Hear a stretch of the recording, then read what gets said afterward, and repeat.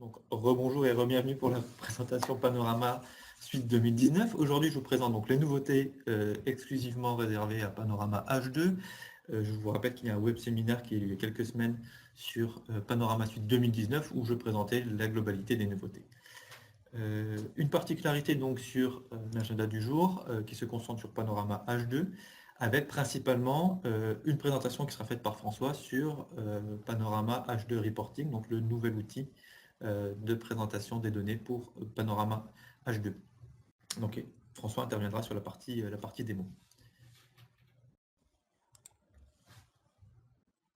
Donc tout d'abord, les nouveautés exhaustives sur Panorama H2. On vous propose dans les nouveautés donc de nouveaux champs, en particulier un champ unité pour chacune des données, dans la partie déclaration des données.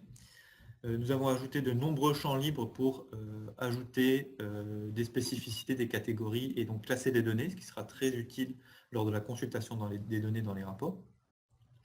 Un nouvel outil qui permet d'éviter de faire des rebours lorsque vous faites des systèmes de comptage de données, sur la consommation par exemple, la production d'eau, d'électricité, de chauffage, etc. avec une simple case à cocher. Et donc si le compteur revient en arrière, on aura l'annulation de cette tranche de données sur les compteurs. La disponibilité des outils, des objets Panorama E2 classiques sur les traitements de données et sur les alarmes. Donc l'objet alarme, c'est le même que celui de Panorama E2 et on peut donc acquitter via une autre acquisition par exemple. Et sinon, si on n'exploite pas la fonctionnalité d'acquittement des objets Panorama E2, on pourra toujours utiliser de manière plus simple les statistiques sur les alarmes. Les applis donc exclusivement H2 bénéficient à présent de tous les objets de traitement de données. On pourra les revoir plus en détail si vous voulez, en particulier donc les filtres et les bandes mortes que l'on va détailler juste après, puisqu'ils sont aussi nouveaux sur la Panorama Suite 2019.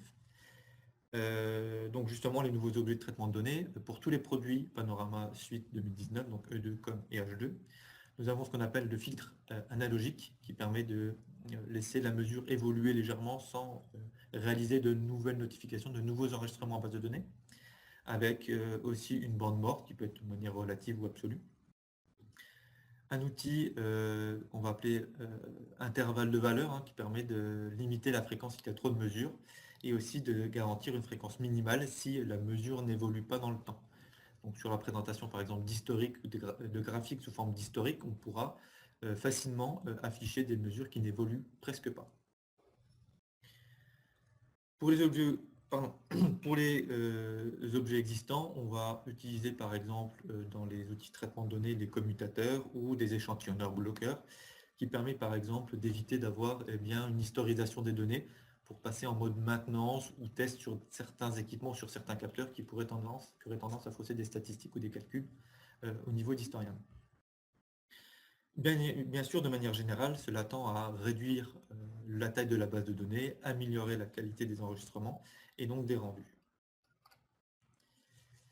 De manière plus technico-technique, pour vraiment les développeurs d'applications Panorama, vous pouvez à présent très facilement partitionner la base de données en gérant la base de données et le type de fichier de la base de données par séparation par mois. Et donc, sur des grosses bases de données, ça facilite les suppressions de données qui sont périmées, puisque les données vont être éclusées par mois avec la simple suppression d'un fichier. De nouveaux outils sur l'administration du serveur, avec des systèmes de tri, de filtres, d'interrogation plus poussés, plus complètes, sur les données présentes dans la base de données, leur occupation, et sur les mises à jour des données, les dernières notifications, et donc d'avoir des notions sur la qualité ou la fraîcheur des données qui arrivent dans votre base. Le reversement de base locale de secours vers un serveur Panorama H2 a été amélioré pour ceux qui utilisent des bases locales de secours, fonctionnalité standard des produits Panorama. Aujourd'hui, un reversement direct vers Panorama H2 est bien plus rapide qu'auparavant. Il est aussi possible donc de fournir une valeur en lieu et place d'un calcul automatique dans les statistiques Panorama. Pourquoi ? Parce que certains systèmes, en particulier dans la télégestion, propose eh bien, déjà des bilans précalculés qui permettent d'alimenter directement Panorama H2 sans avoir à faire le traitement ou les calculs.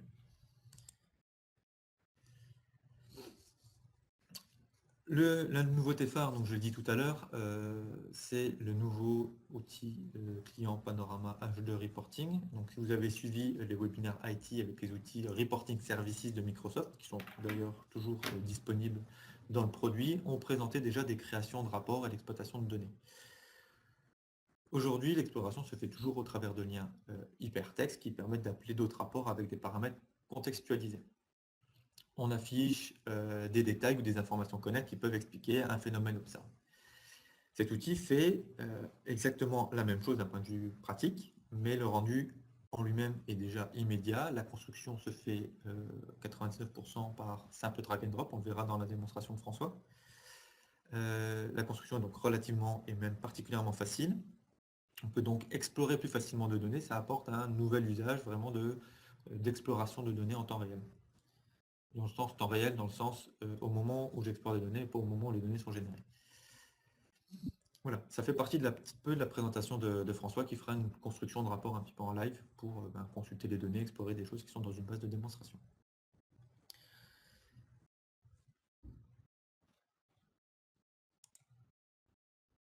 Cet outil est lui aussi, de la même manière que Reporting Services, livré avec une panoplie de rapports. Aujourd'hui, il y en a une cinquantaine, une quarantaine de fonctionnalités et une dizaine qui permet de faire la navigation entre les rapports. Ces rapports prêts à l'emploi proposent des compléments qui ne sont pas dans les rapports disponibles avec Reporting Services. Ils présentent particulièrement des données sur la gestion des données, mais surtout sur la partie alarme, présentation des alarmes de type EMUA. Le EMUA, j'en ai déjà parlé dans un précédent webinar.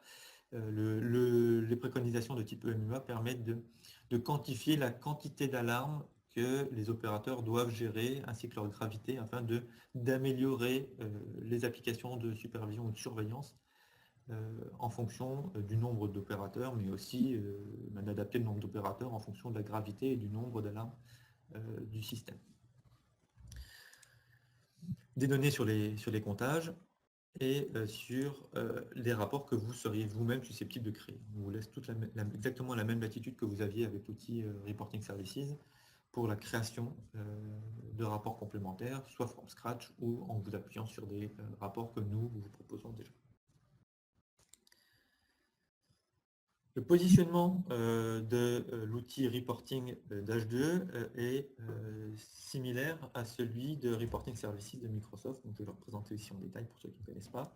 Nous avons donc tout d'abord au cœur de l'outil Panorama Historian le serveur qui lui fait les traitements cycliques et les enregistrements en base de données. Celui-ci peut être alimenté donc directement via un Panorama H2 lui-même, qui soit en fonctionnement local ou sur un fonctionnement déporté.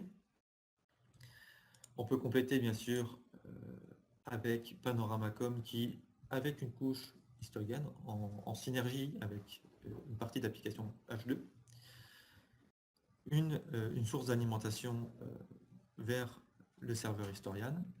On peut bien sûr directement utiliser Panorama E2 ou un reversement d'archives ou les deux. Toute source bien sûr de données au PC et uniquement les sources de données d'archives Panorama P2 qui permettent donc de faire un reversement d'archives déjà existantes. Ça vous évite aussi de modifier votre application de supervision E2 ou P2 et de récupérer des données qui sont existantes depuis plusieurs années directement dans un outil moderne. Là, c'est pour la partie source de données. Sur la partie consommation, présentation des données, eh bien, on peut alimenter d'autres systèmes.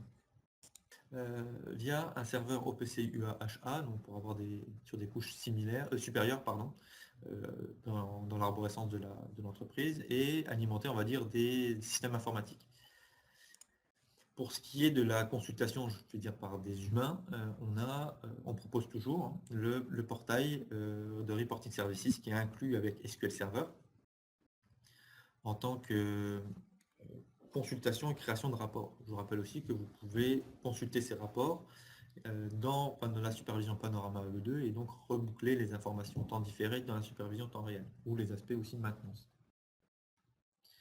Et le nouveau produit, H2 Reporting, se positionne à côté, au même endroit que le portail Reporting Services, avec une particularité, c'est qu'il peut fonctionner aussi bien en client lourd, ce qu'on appelle un desktop, qui est un programme qui s'installe sur un PC, alors il peut être sur le serveur Historian ou sur un poste séparé, il va se connecter à la base de données, ou en fonctionnement serveur, en tant que serveur web, lui aussi en tant que portail web. La particularité, c'est que le desktop est donc lié à un seul poste et donc à un seul utilisateur, alors que le serveur permet la connexion à partir de 5 clients. 5 clients, 5 postes de consultation. Et sur les postes de consultation, bien évidemment, il n'y a pas d'installation logicielle particulière à faire puisque tout se fait au travers d'un portail web. L'outil H2 Reporting permet aussi bien la consultation, la mise à disposition des rapports, mais aussi, on va le voir, la création. Donc, je suis là actuellement sur un navigateur Chrome. Il est connecté sur la page d'accueil d'un serveur Historian qui se trouve à l'extérieur de Codera, donc chez un provider de machines virtuelles dans le cloud. Donc on a installé sur cette machine la version serveur de Historian Reporting. Et là, donc, je suis sur la page d'accueil. Donc je vais me loguer et on va arriver sur le projet dans lequel on a installé tous les rapports prêts à l'emploi qui sont fournis avec le produit H2 Reporting. Donc tous ces rapports sont fournis dans 7 classeurs qui sont là devant nous. Donc chaque classeur correspond à une catégorie de données. Donc on a un classeur pour afficher des rapports qui donnent la liste des données gérées par le serveur Historian, un classeur pour afficher des rapports affichant les valeurs courantes des données qui ont été configurées pour être mémorisées, un classeur pour afficher les rapports liés à l'historique des données, donc toute donnée sur laquelle on a configuré l'historisation figurera dans ces rapports, et ensuite 4 dossiers contenant les rapports liés aux statistiques. Un pour les statistiques sur les données booléennes, un pour les numériques, un pour les consommations, et enfin le dernier pour les statistiques d'alarme. Donc on va faire un passage en revue très rapide de quelques rapports, on n'a pas le temps de les voir tous, donc un ou deux de chaque catégorie, puisque je veux conserver du temps pour vous montrer comment on crée un rapport avec cet outil H2 Reporting. Donc là j'ai sélectionné le groupe de rapports liés à la liste des données. Donc, on va jeter un coup d'œil sur cet exemple-là. C'est le rapport qui liste les données numériques et booléennes de la base de données. Donc, la base de données qu'on utilise aujourd'hui pour la démonstration, c'est une base simulée. Donc, vous verrez dans certains rapports que les données simulées, on voit des choses très périodiques, ce n'est pas très réaliste, mais ça permet d'avoir des données à présenter pour notre démo d'aujourd'hui. Donc ce premier rapport, je vais l'afficher en plein écran, comme le consulterait un utilisateur, et je vais vous décrire brièvement la topologie de ces rapports. Ils ont tous été construits sur le même modèle. Donc on a ici un titre qui vous redonne le thème du rapport qu'on est en train de consulter. On a à droite un logo et un titre d'installation, on va dire, qui peuvent être configurés, c'est-à-dire que nos rapports prêts à l'emploi, on peut adapter l'image et le texte de façon à les adapter à votre site. Ensuite, on va avoir ici une zone de filtrage. On va avoir une zone de filtrage ici que l'on trouvera sur tous les rapports. Donc, elle reprend tous les critères habituels de filtrage d'Historian, donc l'identité des données, site, équipement, groupe et le libellé de la donnée. Et elle ajoute des filtres par catégorie, priorité et unité. Et on verra que dans les rapports où les données sont présentées par rapport au temps, on a le critère de filtrage temps qui est ajouté. Ensuite, on a bien entendu la zone de présentation de données qui constitue l'essentiel du rapport. Ici, c'est un tableau. On verra en fonction de chaque rapport que le contenu change. Et au-dessus de la zone de données, on a ici quelque chose qui va rappeler les filtres appliqués. On a pensé tout simplement que quand on déplie un filtre pour faire une sélection multiple, il était pratique au moment de l'impression d'un rapport, en PDF ou sur une imprimante, d'avoir explicitement les valeurs de filtrage qui ont été sélectionnées, puisque le filtre lui-même se contente de nous afficher valeurs multiples. Voilà. Donc, on a vu la topologie des rapports. Maintenant, on va retourner au menu de ce groupe de rapports et on va jeter un petit coup d'œil sur un rapport qui s'appelle répartition des alarmes par priorité. Donc je vais resélectionner tous mes sites, donc toute ma base de données, et on va voir que ce rapport en fait m'affiche une statistique sur la configuration des alarmes.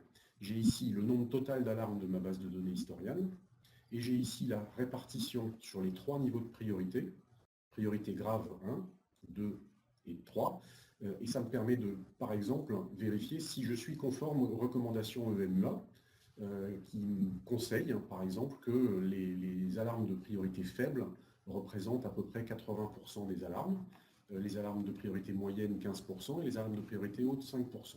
Donc là déjà on voit que notre base de données simulée, elle n'est pas top par rapport à ce critère-là. Voilà, donc je quitte le mode plein écran, je reviens dans mes affichages de classeurs et je vais afficher un rapport lié à l'état courant. Donc par exemple, on va regarder l'état courant des alarmes. Si j'ai coché la case mémorisation de l'état courant pour mes alarmes, elle figure dans ce rapport. On va retrouver nos critères de filtrage. Et ici, je vais voir l'état courant de mes alarmes. Donc là, comme la simulation de la base de données a été arrêtée avec toutes les alarmes absentes, elles figurent toutes avec cet état absent. Voilà, donc on a des rapports état courant pour les données numériques et booléennes, les données de type chaîne, les données de type date, etc. On va jeter un coup d'œil maintenant sur les rapports liés aux données historisées. Donc, le rapport principal va bien entendu être celui-ci qui affiche les données sous forme de courbe. Donc là, on voit apparaître notre filtrage de critères sur le critère temps. Donc là, on présente une journée seulement de données. Donc on va faire juste une petite augmentation de plage de temps pour voir un petit peu le comportement de la courbe. Voilà, donc là, j'ai une courbe sur plusieurs semaines, donc des sinusoïdes, on voit que c'est très périodique et répétitif. On voit aussi qu'on a des bulles d'aide qui s'affichent quand on survole les données. On peut aussi, si on a des données qui présentent des incidents, on peut par exemple sélectionner une donnée ici et la supprimer. Par exemple, si elle venait en causant une valeur complètement anormale, faire une mise à l'échelle qui écrasait la partie vraiment intéressante de la courbe. Voilà, donc voilà le genre de fonction interactive que l'on conserve. On a aussi, ici, lié à la légende, la possibilité de mettre en évidence une ou plusieurs données. Là, je maintiens CTRL affiché sur mon clavier et je vois 2 courbes simultanément qui sont mises en évidence par rapport aux autres. Voilà, donc les données d'historique sont également proposées sous forme de tableau pour qu'on puisse faire de la consultation de valeurs numériques. Et on propose également des rapports qui vont permettre de comparer les données, plusieurs plages de temps d'une même donnée. Donc ici un exemple sur une comparaison par semaine, donc hebdomadaire. Là on a choisi les semaines 40 et 41 de l'année 2008 et on voit pour chaque donnée les 2 courbes de ces 2 semaines qui sont comparables. Dans la partie historique de Historian, on a aussi les alarmes. Donc elles sont consultables à la fois sous forme de liste d'alarmes. Donc la différence avec un historique d'alarme traditionnel en supervision, c'est que ici on a tous les changements d'état de l'alarme qui sont agrégés sur une seule et même ligne. Donc on voit son apparition, la date d'acquittement, la date de disparition, et donc pour ce cycle d'alarme, on a déjà calculé la durée totale de présence de l'alarme. Donc ce même historique ici peut être présenté sous forme graphique. Donc là, on a un petit peu détourné le diagramme de Gantt. Alors, je vais réduire un peu la plage d'affichage des données pour que le diagramme soit plus facile à expliquer. J'ai un peu trop réduit. J'ai plus d'alarme. Tu as une date de début qui est postérieure à ta date de fin. Ah oui. Ah oui, effectivement, je suis remonté au moins. Voilà. Donc là, on a un exemple où on voit que chaque trait de couleur va correspondre à un cycle d'alarme. Et ici, on a 2 configurations. On a des alarmes qui sont apparues, puis qui ont été acquittées, et ensuite elles sont restées présentes jusqu'à la fin de cette zone de temps. Et ici, quand c'est du vert, en fait, on voit ici que l'alarme elle est absente mais non acquittée. Donc c'est l'inverse, c'est une alarme qui est apparue, disparue tout de suite, et qui a été acquittée un peu plus tard. Donc on a 2 rapports en fait qui présentent graphiquement les historiques d'alarme. On a celui-ci qui affiche tous les états, et le deuxième qui se concentre sur la présence du défaut sur l'installation, et donc qui permet, en affichant la répartition dans le temps et la durée des défauts, d'avoir une vision intéressante sur les alarmes. Ici, par exemple, on peut voir facilement que cette même alarme se répète 3 fois, alors que sur une liste, c'est beaucoup plus difficile parce qu'il faut décoder le libellé, il faut l'identifier bien comme il faut. On peut aussi voir facilement si une alarme peut produire une autre alarme. Par exemple, si à chaque fois que cette alarme se produit, dans la ligne d'en dessous, j'ai un point ou un trait qui apparaît, je vais pouvoir détecter qu'une alarme en cause d'autres. Voilà, donc sous ce format graphique, l'historique d'alarme peut présenter des outils d'analyse très intéressants. On continue le passage en revue de nos classeurs. Donc on va regarder rapidement les rapports sur les statistiques booléennes. Ah oui, le temps passe, on va aller très très vite. Je vais regarder qu'un rapport. Un rapport ici qui va me montrer des temps de marche qui sont calculés par Historian à partir de l'information marche-arrêt des équipements. Et là, dans ce tableau, je vais pouvoir afficher les temps de marche agrégés à la journée, et mon exploitant va pouvoir éventuellement changer l'agrégation et demander de les consulter au mois ou au contraire de descendre à l'heure. On va ensuite avoir accès à des courbes horaires de marche. Ici, par exemple, je vois quand est-ce que les marches ont lieu dans la journée. Et ici, pour chaque journée, j'ai des synthèses sur le fonctionnement de mes équipements. Bon, j'accélère parce que sinon, on ne va pas avoir le temps de faire une démo de conception de rapport. Donc je passe directement à une catégorie de rapports qu'on ne fournissait pas quand on utilisait Reporting Services, qui est les statistiques sur les alarmes. Parce que c'est un nouveau domaine, c'est des fonctions qu'Historian proposait déjà, mais sans proposer d'outils de visualisation. Donc là, on comble ce manque. Donc ce premier rapport va m'afficher des statistiques de durée de présence et de nombre d'apparitions d'alarmes sur une plage de temps. Donc là, du 3 septembre au 17 septembre, ces alarmes-là, sur une partie de mes sites, se sont déclenchées. J'ai ici le cumul des durées de présence et ici les comptages d'occurrence. Donc ici, par exemple, cette alarme est apparue 16 fois. Donc on a des seuils qui sont configurables ici pour changer les couleurs utilisées par le rapport.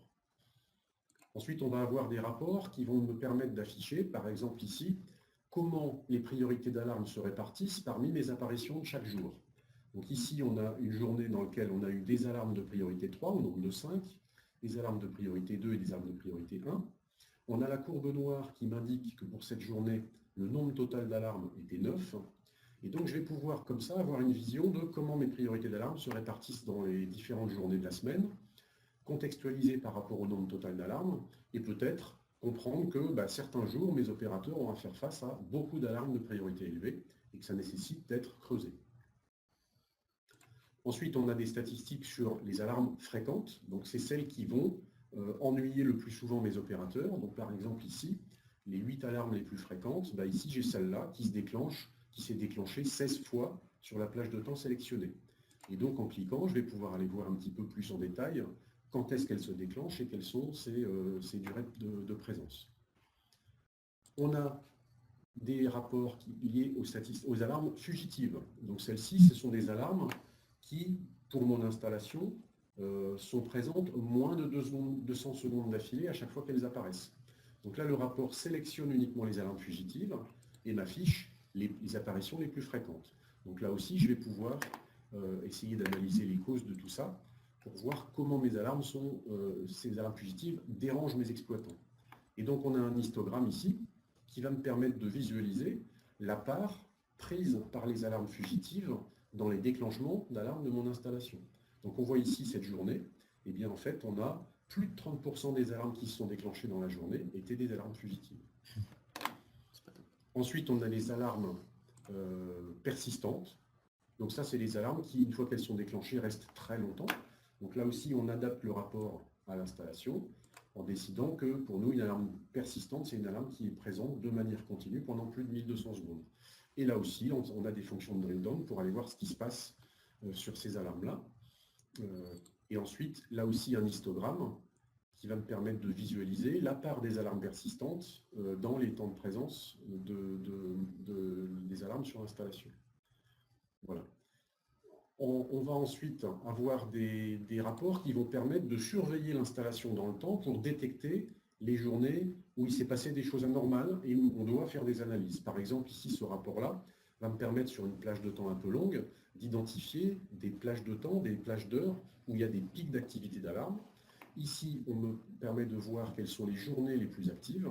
Et donc, l'idée, c'est derrière de creuser un petit peu pour essayer de comprendre pourquoi ces journées ont été particulièrement actives.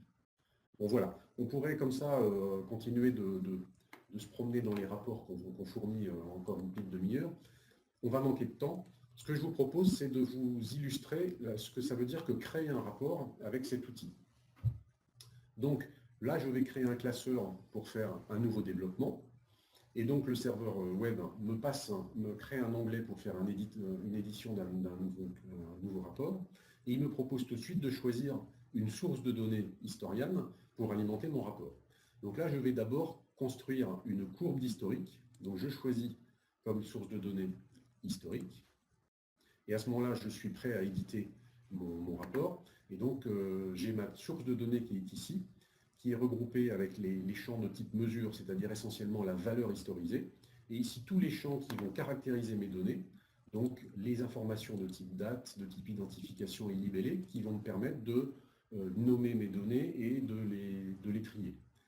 Donc, moi, je veux faire une courbe, donc je choisis tout de suite le type ligne, et je veux présenter ma valeur, et donc je vais déposer ma valeur dans l'étagère en haut, ligne, et donc du coup, automatiquement, l'éditeur me fait une courbe. Alors la courbe est limitée à un point pour l'instant, puisque je ne lui ai pas dit par rapport à quoi je voulais tracer. Donc je le fais, je déplie les dimensions date, j'attrape la date, et je la dépose dans l'étagère colonne. Donc, pour l'instant, mon graphe n'a pas changé puisque l'outil a décidé d'agréger ma courbe par année. Donc, ça ne me convient pas. Je lui demande de tracer avec la vraie date, la date exacte. Et donc, tout de suite, j'aboutis à une courbe. Alors, cette courbe, en fait, c'est la courbe de toutes les données historisées. Si je prends un point, c'est la somme de toutes les valeurs présentes pour cette journée-là ou cette tranche horaire-là dans ma base de données. Donc, bien entendu, je vais filtrer ça parce que moi, je ne veux pas toutes mes données sur une seule courbe. Donc je vais attraper ici mon libellé de site et je vais décider que je filtre par site. Donc je dépose tout simplement le libellé de site dans la zone de filtre. Là, un filtre est créé et actuellement il m'affiche tous les sites existants dans ma base de données et ils sont tous sélectionnés. Il se trouve que dans ma base, moi je veux faire une courbe des températures extérieures des 4 sites principaux que sont ici, Massy et un peu plus bas on a Toulouse. Et je sais que sur mes sites de ici, de Massy et de Toulouse, les seules données que j'ai historisées dans Historian sont les températures extérieures. Donc en faisant un filtre comme celui-là, je vais changer son aspect pour qu'il prenne un peu moins de place. Voilà, là j'ai filtré mes 3 sites. Et donc ma courbe, c'est maintenant la somme des températures extérieures de mes 3 sites pour chaque tranche horaire. Donc on a presque fini. On n'a plus qu'à dire que je veux une courbe différente pour chaque site. Donc je reprends mon étiquette de site et je la dépose sur le pavé couleur qui indique à l'outil que je veux distinguer mes courbes par rapport à leur site. Et donc là, ma courbe, elle est terminée. Je vois que chaque point de la courbe, là on a par exemple pour Toulouse au mois de mai une température de 16 degrés, ce n'est pas complètement faux par rapport à ma simulation. 26 degrés au mois de juin, donc là ça a chauffé plus fort, etc. Donc là cette fois-ci, j'ai bien ma courbe comme je voulais.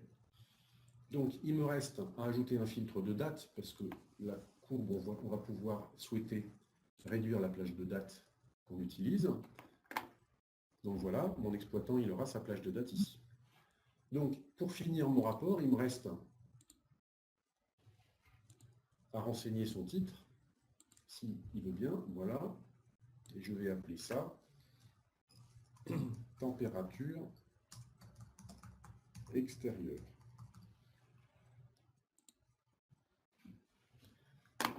Je crée une deuxième feuille et je vais, dans cette feuille, vouloir tracer les consommations qui ont été constatées sur mes sites pendant les mêmes plages de temps que la courbe présentera les températures extérieures. Donc j'ajoute une source de données stat et un compteur qui contient dans Historian les valeurs de consommation. Je demande à présenter les données sous forme de barres et je veux afficher mes consommations. Donc là, j'ai toutes les consommations de tous les sites. Donc je vais lui demander de me découper mon bar graphe par mois. Donc je choisis ici un découpage par mois. Et donc je vois tous mes mois qui s'affichent. Et ensuite, je voudrais qu'au sein de chaque mois, il me les regroupe par site. Et là, en fait, il ne veut pas. Il a inversé, excusez-moi, j'ai oublié de lui demander avant de passer la date en données discrètes, et ce qui fait que maintenant, je peux, sur des données discrètes, donner un deuxième critère de découpage. Voilà, en fait, maintenant, sur chaque mois, chaque site est distingué.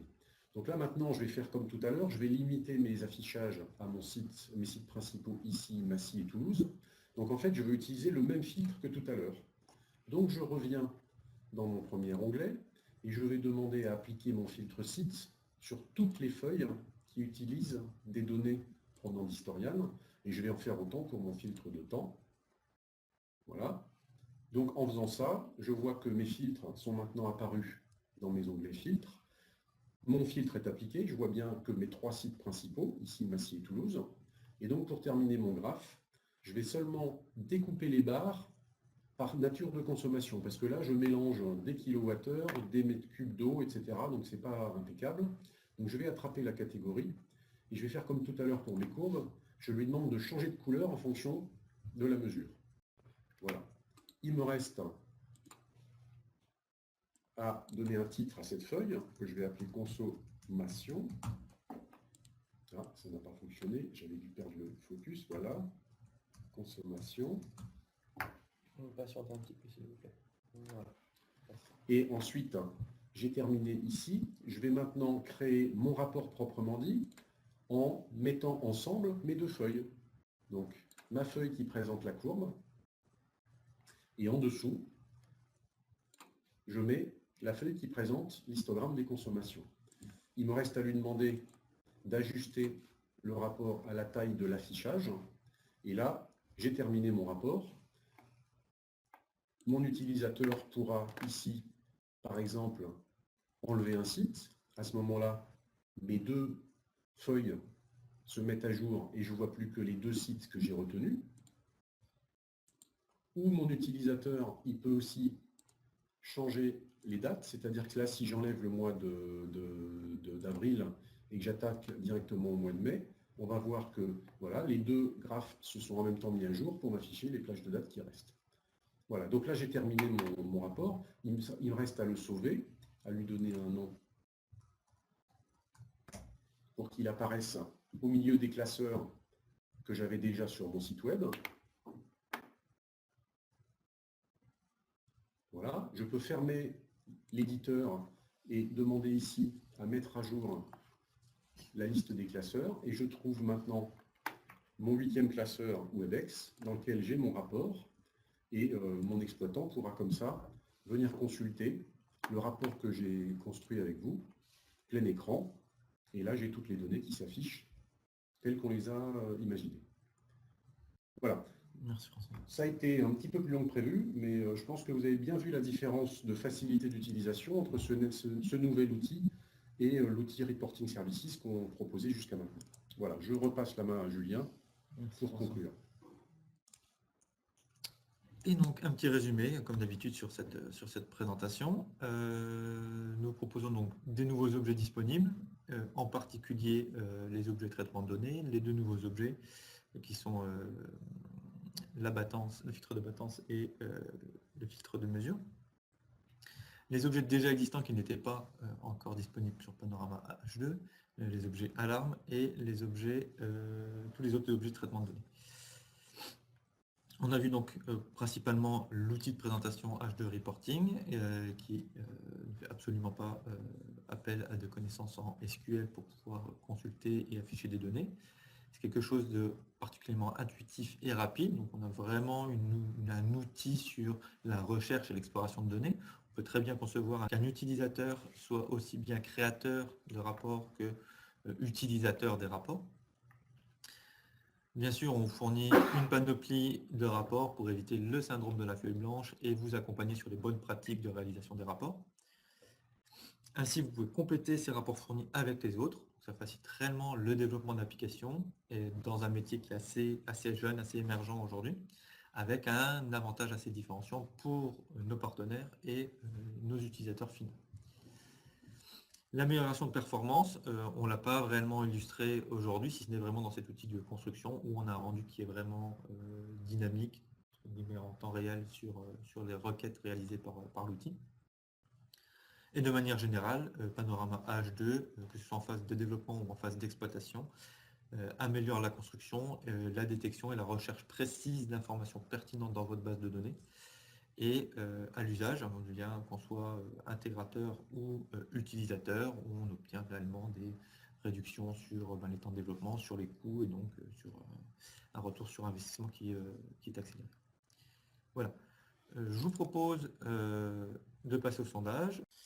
Alors, pour l'instant, il n'y a pas de questions. Y a-t-il une possibilité d'export des rapports en PDF, Word, Excel? Alors, c'est oui pour PDF, c'est oui pour Excel, c'est oui aussi en images, et cet export peut aussi bien être demandé par l'utilisateur pendant qu'il consulte que programmé sur un envoi de mail lorsqu'il y a une détection d'un événement particulier. Par exemple, quand une donnée dépasse une certaine valeur, le rapport peut être envoyé. Ça peut aussi être programmé pour être mis à disposition dans un répertoire partagé, de façon à ce que les gens aillent se servir quand ils en ont besoin. Le rapport peut aussi être téléchargé en tant que rapport sur un ordinateur, de manière à pouvoir utiliser une visionneuse qui n'est pas soumise à licence. C'est un petit peu comme si vous aviez un viewer PDF, mais qui vous conserve dans le rapport l'aspect filtrage, l'aspect dynamique du rapport. Donc vous partez avec votre rapport et un extrait des données, et vous pouvez aller en réunion avec et le visionner sans être connecté ni à Internet ni à votre serveur de rapport. Avec la particularité justement de pouvoir consulter cet extrait C'est sous ça, différents angles. les extraits on peut naviguer de rapport en rapport. Si on a extrait tout un classeur, en fait tout le classeur avec ses rapports et ses données sont consultables sur le poste. Donc ça peut faire un fichier un petit peu gros, mais au moment de l'extraction, on choisit la plage de temps et du coup on peut optimiser pour n'avoir que la plage de temps intéressante. Alors il y a des questions sur les licences. Alors au niveau des prix de licence, on vous laissera voir avec vos interlocuteurs commerciaux. Ce qu'on peut vous indiquer, c'est qu'il y a deux modes d'utilisation de l'outillage de reporting, comme on a dit. La version desktop, c'est donc un client lourd qui peut se connecter et donc développer les rapports et faire le rendu en local. Donc ça, c'est un mode de licensing. Et l'autre mode, c'est la version serveur. Et là, l'achat s'effectue par licence de 5 connexions simultanées pour pouvoir... et ce n'est pas limité à 5, bien sûr, on peut connecter 10, 20 utilisateurs, mais la commande minimum, c'est 5. Je vais juste sauter directement sur la question d'Aurélien, on ne la comprend pas très bien. Pouvons-nous jouer avec les variables et faire des calculs? Si vous pouvez juste préciser un peu plus votre question. Je vais quand même dire, on peut créer des champs calculés en plus de ceux qui sont fournis par Historian. Oui, le rapport peut créer des champs calculés supplémentaires. Dans les rapports exemples que nous fournissons, il y a des données calculées qui ont été générées pour les besoins des rapports proprement dit. Voilà. Il y a aussi une question, existe-t-il une formation sur cet outil? Alors en fait, à partir de maintenant, la formation Historian va intégrer une grosse journée sur cet outil. Sinon, si vous avez des besoins de mise à niveau, on va étudier la question.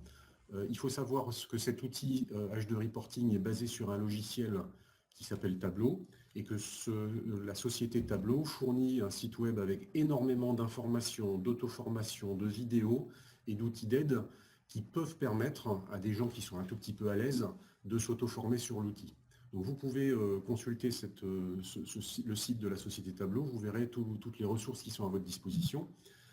Il faut savoir que la version Tableau qui est fournie pour H2 Reporting, c'est une version EM qui est propre à Panorama, qui est adaptée à nos bases de données et surtout qui un mode de licensing différent. Tableau propose des locations à l'année, comme c'est maintenant un petit peu traditionnel sur les éditeurs, alors que la version H2 Reporting, c'est une licence à acheter définitivement. Vous en êtes propriétaire définitivement quand vous l'achetez par notre intermédiaire. Donc voilà. Alors oui, il est possible. Alors non. Via Panneau A2, est-il possible de créer un rapport H2 en exploitation? Oui, la question, parce que les gens ne voient pas forcément. L'interaction, oui, c'est exact. L'interaction entre E2 et H2, donc tous les rapports H2 Reporting, on les visualise avec un browser web. Donc là, la démo que je vous ai fait, à la fois pour les visualiser et pour les créer, c'était à travers Chrome. Dans E2, il y a un navigateur Chrome depuis la Panorama Suite 2019, et donc c'est par ce biais-là qu'on se connecte au serveur de rapport pour la visualisation. Et si votre compte vous le donne le droit, vous pouvez aussi créer des rapports depuis Panorama E2. Alors, le logiciel permet-il d'exploiter les archives P2 si la liaison supervision automate a été modifiée? Alors, en fait, quand on vient du monde P2, le mode de fonctionnement pour alimenter Historian, c'est la relecture des archives. Donc, en fait, peu importe que la question portait sur le fait que la supervision P2 utilise Modbus, là, en fait, ça n'a pas d'impact, puisque H2 va utiliser les archives de P2, on va les envoyer vers Historian de façon à constituer la base de données Historian. Voilà. Donc, effectivement, l'outil de reporting peut présenter des données venant de P2, venant des archives P2.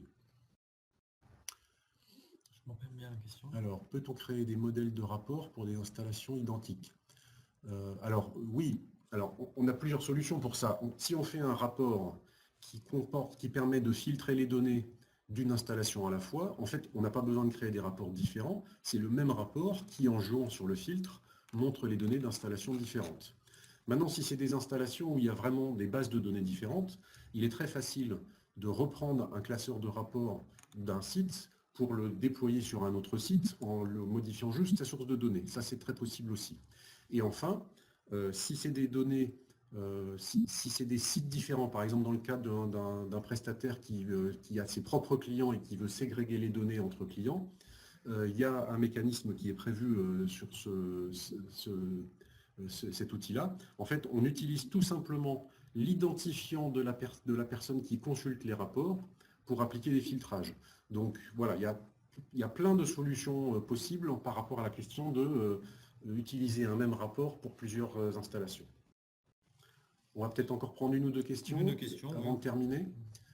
Alors, comment vous avez des pages Historian en démo pour suivre les modèles? Je ne comprends pas bien la question. Oui, il y a un ensemble de rapports qui sont disponibles avec l'outil. Alors pour l'instant, le serveur de démo qu'on a utilisé aujourd'hui, il n'y a que les commerciaux qui peuvent l'utiliser en votre compagnie. Donc si vous voulez utiliser notre serveur pour présenter des choses, il faut vous rapprocher d'un commercial. Mais bon, peut-être dans l'avenir, on aura une connexion plus publique pour plus de monde. Pas la question en entier, c'est un peu gênant. Alors, comment la base de données est-elle intégrée dans H2?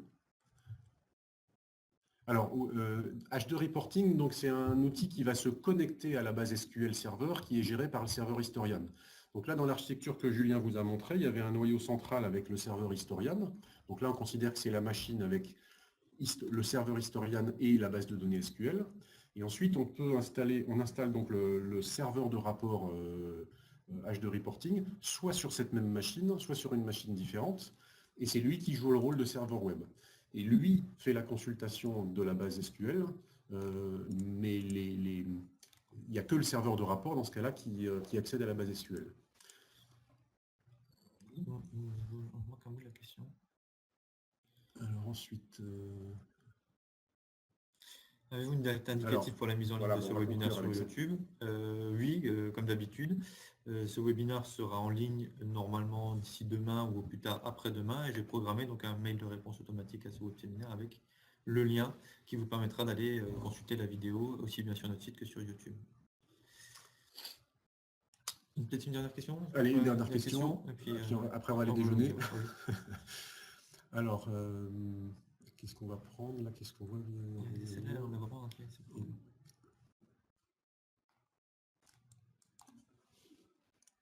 Non, peut-être si on fait ça.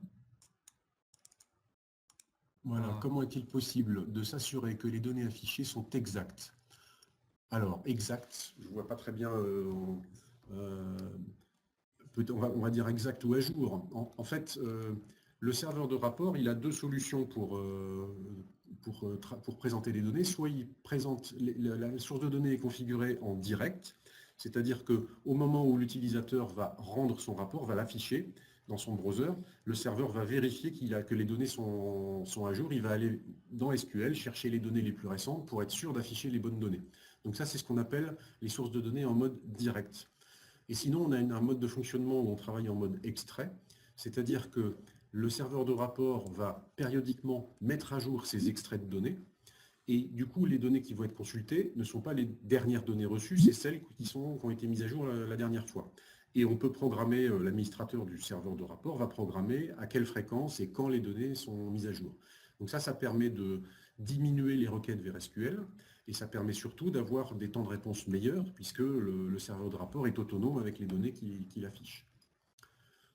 Voilà. Alors, il y a une dernière question. Prenez-vous en compte les objets connectés type LoRa dans les rapports spécifiques, des liens vers les opérateurs LoRa, Obgenius, etc. Donc ça, alors globalement, la réponse est oui. Disons qu'on a une fonction acquisition de données IoT qui est développée, qui est en train d'être documentée et qui sera donc fournie sous forme d'update évolutif, disons sous un mois, qui prend en compte les opérateurs Obgenius et Sigfox. Donc du coup, une fois qu'on a acquis des données par ces objets connectés Obgenius et Sigfox, par le biais de Historian, ils atterrissent effectivement dans les bases de données que HD Reporting peut utiliser pour consulter les données. Voilà. Mais ce sont deux fonctions un petit peu séparées. Vous avez donc Historian et HD Reporting d'un côté, et l'acquisition de données qui va s'étendre au monde des objets connectés, donc Sigfox et Obgenius. Voilà. Voilà. Merci François. Le webinaire se termine. Je vous remercie beaucoup d'y avoir participé. Nous avons atteint plus de 50